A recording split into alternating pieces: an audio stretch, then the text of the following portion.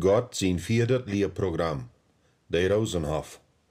Walter had zijn missionscentrum en ik had mijn landhandelsgeschäft wat aanbracht.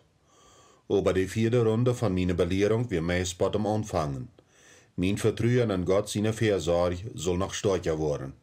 Dort wir so aus von Gott seht, nu go und folge mein Wort ohne Geld an deine Fop. Go, wer in ik den Versorger sie, en wer in ik die dort befohlen hab.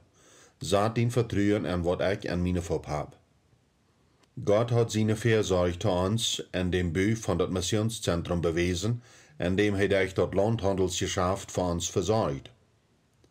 Aber kriegt so als dort eben natürlich angefangen hat en für 3 Jahre Gewinste gebracht hat, so hier dat auch hastig en ohne eine sichtbare Ursache ab, als das Missionszentrum erst ob wir. Die Opne der von Sehnung, wie war das auch. Zu der gleichen Zeit von dat Landhandelsgeschäft hat wir im Jahr 2002 mit dat Sesamgeschäft angefangen en durch das leidt dat mählich, dat wir über dem nach Deutschland übersiedeln würden. Toevallig hat Gott uns durch meinen Bruder und seine Frau, wat in Deutschland wohnten, en waren loten, dat er eine oude Form op eine opene Stab mit Namen Rosenhof te haben wir. Ich had immer von so wat geträumt, aber während wir mit dat Büprojekt noch voll beschäftigt wären, hat wir geschäftliche Verhandlungen abgeschoben, dat Missionszentrum erst vorig zu machen. Dat Missionszentrum wir schließlich vorig, en Gott hat versprochen, uns sein Haus zu geben. Ein Tag redet Gott an meine Gedanken an. Wat fehlt die, den Rosenhof zu kaufen? Meine Antwort war ganz gleich. Geld, Herr, wat sagst? Uns fehlt bloß einfach Geld. Als ich diese Antwort dacht, sag ich, wo der Herr meine hostige Antwort mit Rot uitstreckt. Falsche Antwort. Gott sieht, die fehlt dort an meine Entscheidung, jönt den Rosenhof zu geben, en wo ich dat tun will. En dat is krijgt wat hij deed op einen ganz buitengewöhnlichen Weg. Du wäre noch mehr interessiert für den Hof, wat wellig wären mehr zu tun für den Hof mit Land, en kriegen dat bloß nicht. Die Former daarom hadden an die Zeit die erste Gelegenheit, aber die wären gar nicht interessiert. En wie ihn Gott entschlossen hat, uns den Rosenhof zu geben, sorgt hij sogar dafür, dat wir die Freiheit kriegen, vorm Land zu kaufen, ohne Former zu sein.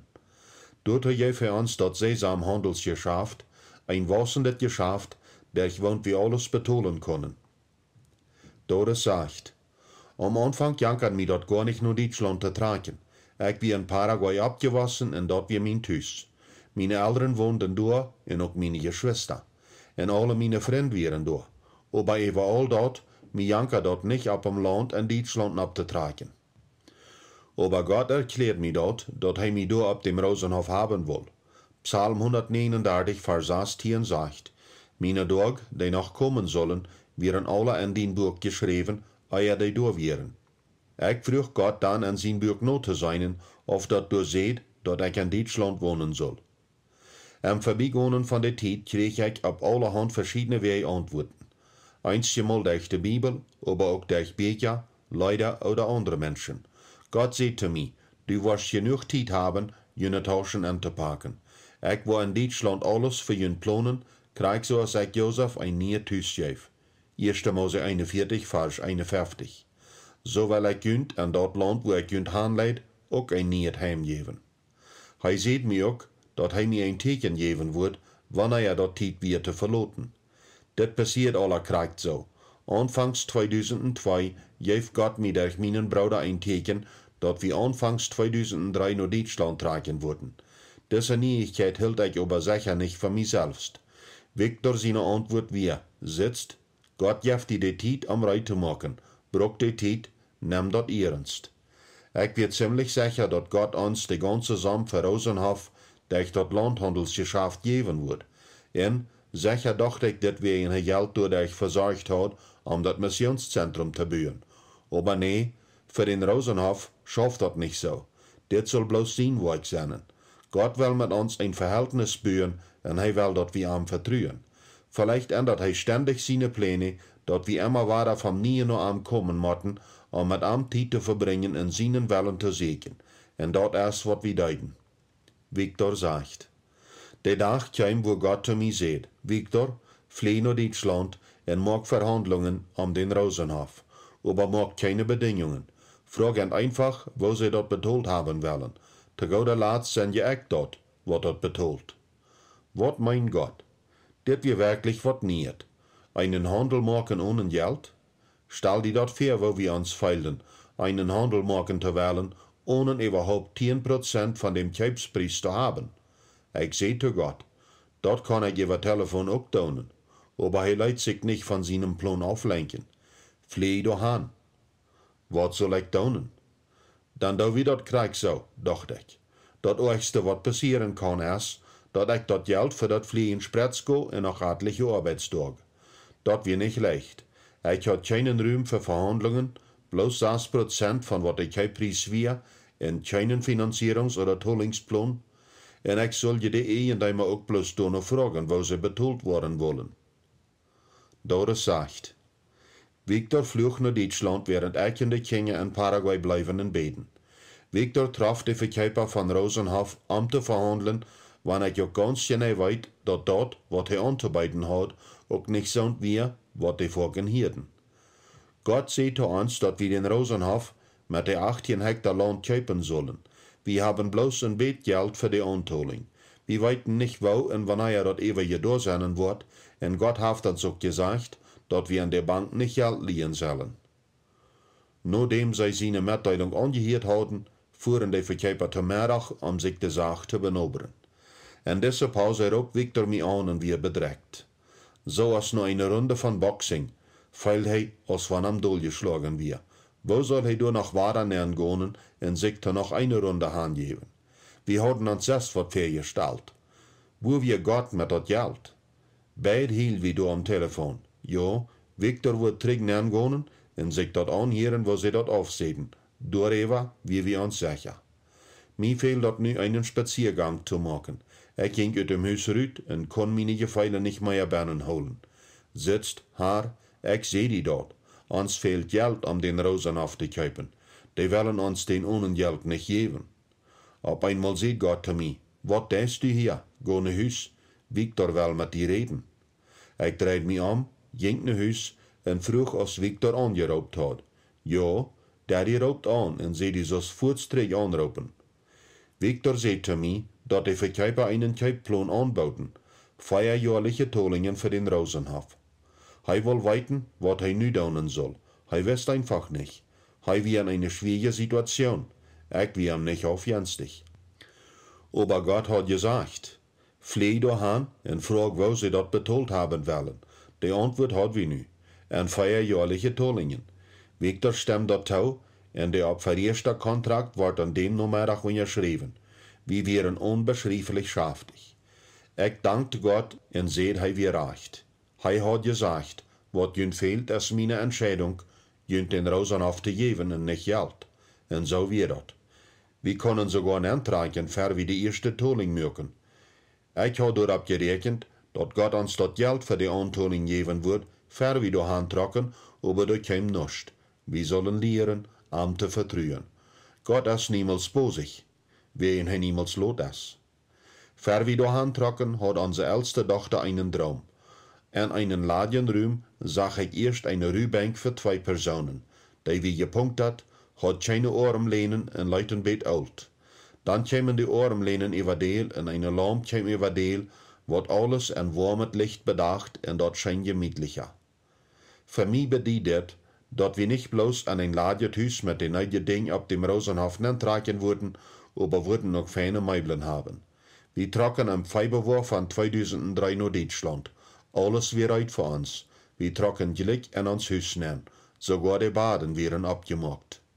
Victor sagt, als wir uns an Rosenhof Haus gemacht haben, fang eine frische Runde von Vertrauen lehren an.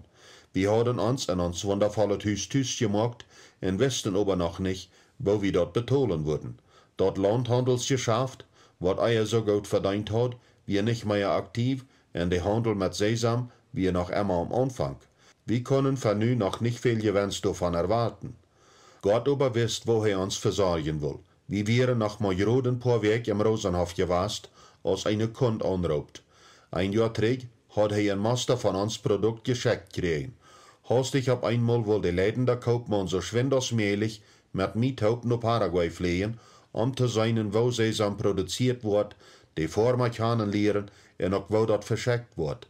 En, nog beter als dat, hij wil dat graadste port van wat hij brukt van ons kijpen en dat van voets aan. Wo kwam dat? Als ons master am Ferienjahr noch am geschickt wordt en dat aan zijn bakkerie verarbeitet wordt, kwam zijn productionsleider toevallig voorbijgegaan.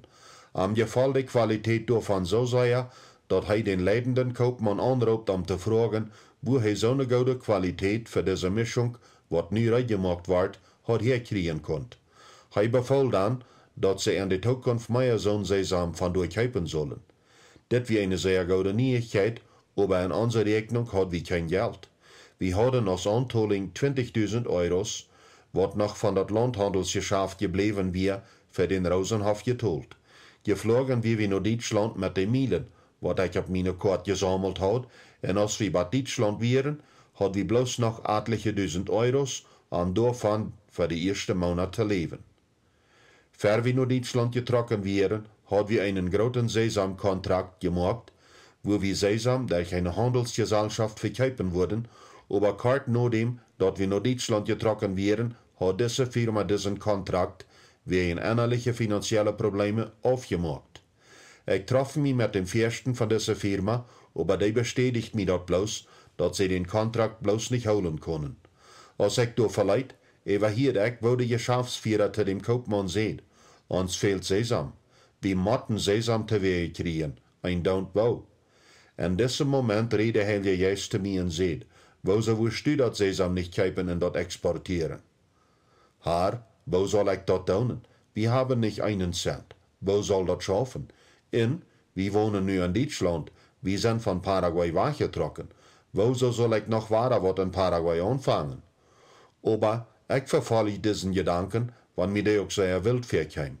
Hat dat Landhandelsgeschäft nicht besser genommen, als irgendwer erwartet hat? Ich sehe zu diese 2 Männer, dat ich in den letzten 10 Jahren in Paraguay gewohnt hat und noch wat geschäftliche Verbindschaften hat.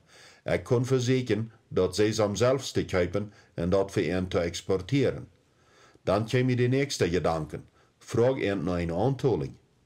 Ich deed und sei einmal, sie geben mir krack die Sam, wo ich nur gefragt hat. Mit dat Kapital kann ich Sesam kaufen und dat mit Verdienst an ihn verkaufen. Gott versorgt uns mit dat Geld, wat uns fehlt, uns Sesamgeschäft am Gonen zu kriegen. Dat Sesamgeschäft was bosig. Diese Kund kauft immer grad Remoten von uns, wat er erst bloß von uns kauft. Am eifst tol er auch verab. Hei wie aber nicht uns einzige Kund, und bald auch nicht mehr die gradste. Gott braucht uns die gradste industrielle Kunden von Sesam in Deutschland. Ich kann bloß darüber staunen, wen wir wirklich mit nichts angefangen haben. Wir wären so klein als eine Eimsje, aber Gott gab uns die gradste Perlen von der deutschen Backindustrie, wann du auch gerade geschafft aus uns für diesen Markt wurden. Andere sehen uns, dass sie das nicht verstehen können, wo so die Deutsche bloß uns Produkt kaufen wollen. Das Sesamgeschäft war so groß, dass wir den Rosenhof im 4 Jahr betonen können. Das ist, wo Gott seine Kinder versorgt.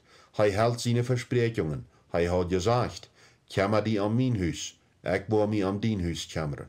In 4 Jahr gibt Gott uns alles, was wir zum Leben nötig haben, und auch das Geld für die Tollingen.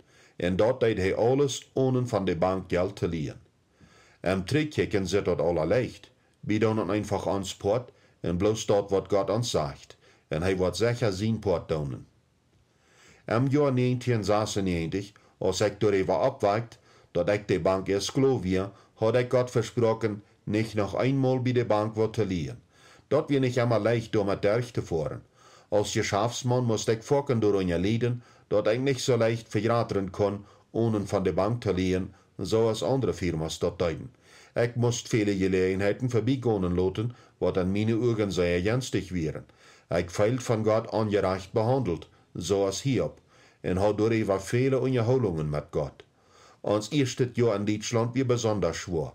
Wir lebten wirklich von Hand zu Mühl, in den nächsten 3 Jahren wären wenig leichter. Wir wollen was von diesen Kämpfen mit Jünd, unsere Leser und Zuhörer mitteilen, dat sie erkennen, dass die Geschichten von Erfolg und Wunder, was wir erfuhren, ihren Preis haben. Wie wären Volken everdrissig en hielden Volken uit Vertwievelung. Ware en ware wie meist wat abgeben, en diesen Stich von bloß auf Gott vertrauen, te verloten. Ein Jahr wie met onze Finanzen so knapp, dat ich dort aus meiner Abgabe ansag, von der Bank Geld zu leihen, um meine Schuldigkeiten zu betalen. Die Bank wie auch ehrlich, der Kontrakt wie auf meinen Dash. Ich brauch den bloß noch unterschriebenen Anhängen. Ich wie wirklich am eng von meinen Strang und kon keine Leisung sein. An dem Tag, als ich das unterschrieben will, klingelt das Telefon. Euer an dem Samarius, als sie an ihre Bibel las, hat Doris ihre Schwester gedacht, dass eine Erfahrung vom Prophet Jeremia eine Botschaft für mich senden wird. Jeremia 35, Vers 1 bis 16 beschrift der Rechabiter als Söhne, wat belehrt wären. Einer von den vier Vorfahren hat ein Eid gemacht, niemals Wein zu trinken. Gott sagt zu Jeremia, go einmal nur der Rechabiter in, bei dir durch Wein an zu trinken. Aber sie deuten dort nicht. Wieso nicht? Aber sie nehmen den nicht. Sie sehen, wir trinken kein Wein. Jonadab, Rechab sein Sohn, hat uns gesagt, je in jene no kommen sollen nie nicht Wein trinken. Wir holen uns an alles, und dort wird uns vor der Jonadab, Rechab sein Sohn, gesagt hat. Und deswegen trinken wir niemals in uns Leben Wein, nicht wie, und auch nicht unsere früher so der Kinder. Die Rechabiter haben nur Jonadab, Rechab sein Sohn, gehorcht, und seine Geboten geholen, die er angegeben, aber je haben mich nicht gehorcht. Jeremia 35, Vers 8 und 16. Je, dort Volk von Juda, hat dat nicht verneidig angesehen, ihr Versprechen zu Gott zu holen, und haben an der Stadt ihr Vertrauen auf andere Götter gesagt. Die Nachkommen von Jonadab aber, die hielten dort Eid, was er vergona gemacht hat. Dit wir Gott seine erste Warnung, dat ich dat Versprechen holen soll, was ich am Jahren vorher gegeben hat. Victor, du versprichst mir, keinmal weiter zu liehen. Was det das Kontrakt auf deinen Dash? Dat geeft meine Seil einen Hev, so als wenn mir eine Bombe getroffen hat. Knutscht den Kontrakt auf und schmeißt den Furt. Dat is gut, Herr. Ich will dat wagen und mein Versprechen holen. In Wada, sei die Herr Verleisungen. Und die Zeit, als ich versucht ward, Geld zu liehen, krieg ich ein Wort von Jeremia. Mein Volk hat sich doppelt verschuldigt. Mir, die Qual von Leben jet Wutter verloten sei, und sie machen sich angespolte Zestren, die kein Wutter holen können. Jeremia 2, Vers 13. Wenn du dort so findest, dat ein gewisser Aufschnitt oder Thema wiederholend an dein Bibelstudium abkennt, ist dort wahrscheinlich besonders wichtig für dein Leben. Bemerk dort. Nimm dort ernst und red mit Gott darüber. Diese Proben, wo Geld knapp wir und einmal auch nicht genug, werden wahrer und wahrer für uns gestellt und werden jedes Mal ein bisschen schwander. Geschichten von wo Gott dazwischen kommt, hören sich Volken so leicht. Ich bete und Gott dit und dit. Unsere Geschichte ist eine Lebenserfahrung von 18 Jahren von Hüge und leere Tiden. Wenn wir nu zurückkicken, dann wir uns Wandel mit Gott wundervoll, aber da wären inzwischen tiefe Täler. Durch all das lehrt wir aber, dass wenn wir einen Ausweg für einen Notfall haben, dann wollen wir nicht ein Wunder erfahren. Wunder passieren auch in guten Tiden, aber meistens passieren die an der Wüste. Wir müssen Gott die Freiheit geben, uns in schwere Tiden anzuleiden. In die Tiden habe ich mit Gott dringende Unterholungen gehabt. Ich sag, dass die, wat Gott nicht vertrüden, in sich Geld lieden, deuten besser als wie, wat am Vorlieden. Gott, du hast mir immer an so einen korten Band. Hab ich nicht mehr verdient? Ich wie so ob mit Gott, ich dodelt am sogar mit sein Wort. Bringt mir dort volle Tierndl in meinen Spickern an, so dat an mein Hüs wat zu eten sennen. Prüft mi damit auf, sagt der Herr, der alles regiert, und fängt ut, ob ich nicht verjünt wo den Himmel aufmachen und einen Serien draufscherden, so dat jünt dort everand. Ich wo den Knieper nicht loten ob jene Flächer kommen und jene Arenden abfreten, und die wollen nicht eine Missarend an der Wien Gottes haben, sagt der Herr, der alles regiert. Maleachi 3, Vers 10 und 11. Herr, ich erfuhr hier wat ganz anderes, als wat du hier versprachst. Du hast die Fenstern vom Himmel von mir abgemacht und hast viele Abfreter durchgeschlagen, wat meine Arend verstehren, und dafür hast du gedreift, den Segen zu geben. Ein anderes Mal sehe ich an meinen Everdruss zu Gott. Du bist so streng mit mir. Du hast selbst gesagt, wird beginnt wir sennen, die sehen wird ein Stein geben, wann der am Verbraut fragen wird, oder wann der am nur ein Vers frug, der am dann eine Schlange geben wird, wann die dann, so schlecht als die auch sind, Doch weiten jene Kinder goude goven te geven, wo veel meer wat jun Vader im Himmel, die goude dingen geven, die am donner fragen. Matthäus 7, Vers 9 bis 11. Du sagst, dat wir irdische Vaters dat sogar verstonen, an sie Kinder goude dingen te geven. Woveel dollar wordt ons himmlische Vader dat verstonen? Haar, ik word meine Kinder nicht dort durchgehen machen, wat du mir deest. Aber dann musst ich erkennen, haar, ik weet, dat du allemal gewinnen wirst, wenn wir uns über irgendwas streiten, wen du Gott bist. Du bist immer recht. Aber ich kann das bloß nicht vertragen, wo du mich behandelst. Wir können zu Gott aufrichtig sein. Wir können arm unseren Everdruss und unseren Euer mitteilen. Er sieht uns heute allemal und weiß, was an uns ist, sogar wenn wir ein Schein hier in das Gebet daunen. Er weiß sich damit, wenn wir arm unseren Verdruss bringen. Das Einzige, was wir nicht daunen dürfen, ist, unseren Respekt vor ihm verlieren. Er ist immer noch Gott. In unsere Unterholungen kommt eine Zeit, wo ich mich voll Gott unterstellt. Und ich stehe, dass ich meine Wille vertal mit Gott hat, fang ich an, um Barmherzigkeit und Mitleiden zu fragen. Dort mögt den ganzen Unterschied. Im Jahr 2012 hatte ich in meine Gedanken eine Unterholung mit Gott. Er frug mich, Victor, was wirst du daunen, wenn ich die von den Versprechen losleit? Du kannst so viel Geld liehen, als du für Gott ansagst, und ich würde dich ab dort noch segnen. Oder du kannst die wieder auf mich verloten, in was ich dir gebe. Wo wirst du entscheiden? Ich dachte an die Wunder, was ich mit Gott erfahren habe, und wo viel Geld Gott uns durch unsere Anstrengungen gegeben hat. Wir können immer alles betonen und noch ein bisschen überholen. Sicher, nicht alle meine Wünsche wären kurz erfüllt, und was mussten zu sie gestellt worden, aber ich hatte alles gekriegt, was ich wirklich haben wollte. Wir hatten nicht einen großen Trick, aber unsere Firma wird nicht bloß ein kleines Geschäft auf den Hinterhof. Als ich nach Land schacherte, träumte ich doch von selbst einmal was Land zu haben. Wir wollen ein Haus mit einem Speicher und ein natter Fruchtgarten. Nu sind wir al 10 Jahre in Deutschland. Und was ist der Fall? Der Rosenhof ist uns Haus in Deutschland. Und der ist gerade, als ich mir gewünscht habe. Gott gab uns ein Haus, einen Speicher und 20 Hektar Land. Wir sind auf diesem Weg von Gott sein finanzielles System und seine Fürsorge wirklich und rechtlich gesegnet worden. Wir haben in Deutschland eine Handelsoffice und eine Fabrik in Paraguay, wo wir Sesam und andere Sod für die Edwa-Industrie durcharbeiten.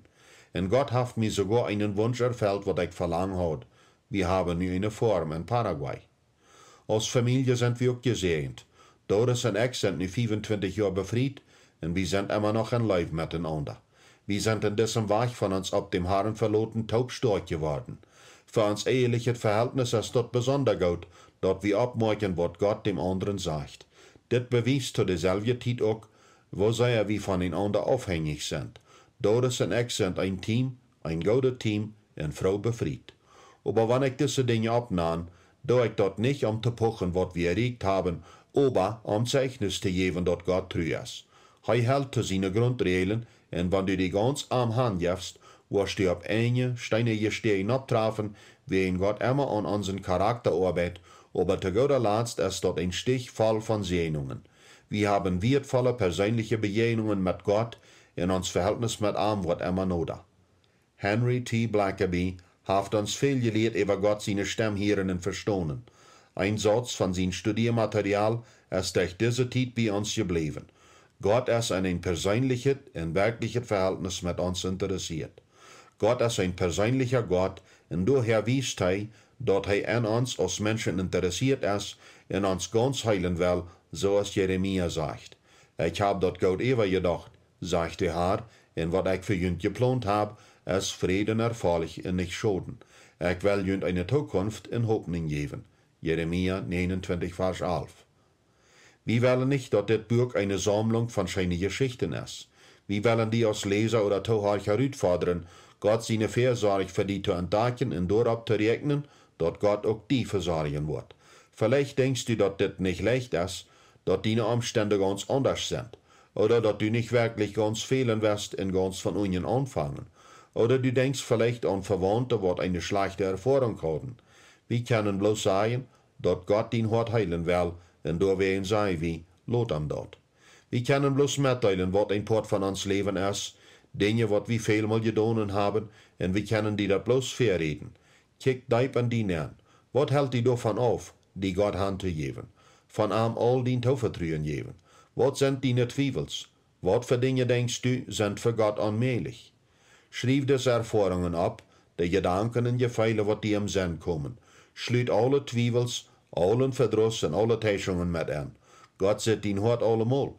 Hij heeft dat al lang gewusst. Verziek dat gar nicht terug te houden. Dan lees Gott alles wat die opgeschreven hast ver, en zei hem nog alles wat die daarbij nog aankomt. Bring Gott dat alle, en zei hem wo die hem nicht vertrouwen kost, oder wo die so feilst, dat hij die verloten heeft.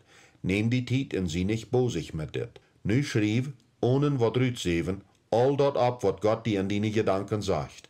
Hij wilde die reden, en die van dem Stich van Mistruien raufleiden, en die no aan zijn hart brengen. Door was die antwoorden, dat hij die alles verzorgen wordt wat die fehlt. Ein daunt wat die bedürfnis is, als dat geestlich oder materialisch is, hij wordt dat verzorgen. Doe dit zo voorkomen als die dat door fehlt. Gott wil, dat u dat ritje en dat vallen van een verhältnis wat van zijn verzorge gekentekend is, erforscht. Ik word keinmal meid, Gott zijn aangebod met te delen. Ik heb dat goed even gedacht, zegt de Heer, en wat ik voor jullie geplant heb, is vrede en erfolg en nicht schoden. Ik wil jullie een toekomst en hoopning geven. Jeremia 29, vers 11.